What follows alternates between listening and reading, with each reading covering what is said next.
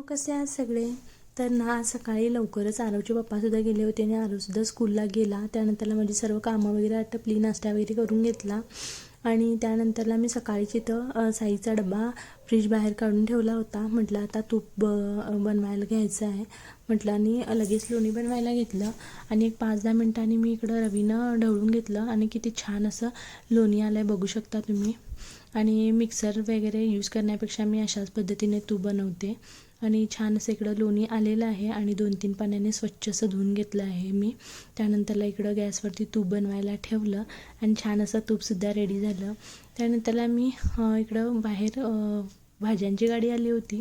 म्हटलं आता भाजी तर घरात नाही म्हटलं आणि छान अशी फ्रेश मेथी होती, मेथीसुद्धा घेऊन आले आणि लगेचच नीट करायला बसले. आणि जेव्हा आपल्याला भाजी करायची असते तेव्हा लगेचच करता येईल यासाठी म्हटलं आधी नीट करून ठेवूया म्हटलं आणि नीट केली आणि एका प्लॅस्टिक पिशवीमध्ये भरून ठेवून दिली. तर इथं दुपारची वेळ झाली म्हटलं लगेचच इथं कुकरसुद्धा लावून घेतला मी भात आणि आमटीचा. आणि त्यानंतरला आता म्हटलं थोडा टाईमसुद्धा आहे. फ्रीज क्लीन करायचं म्हणजे होतच नव्हतं. म्हटलं आज फ्रीजचं क्लीन करून घेऊया, मुहूर्तसुद्धा आलेला आहे म्हटलं आणि फ्रीज क्लीन करायला घेतला. आधी तर सर्व सामान मी बाहेर काढून घेतलं, एका बुट्टीत काढून ठेवलं आणि ट्रे आणि रॅक सर्व घेतलं आणि बेसिनमध्ये छान असं घासून घेतलं आणि ऊनसुद्धा पडलं होतं म्हटलं आणि लगेचच बाहेर सुकवायला ठेवलं.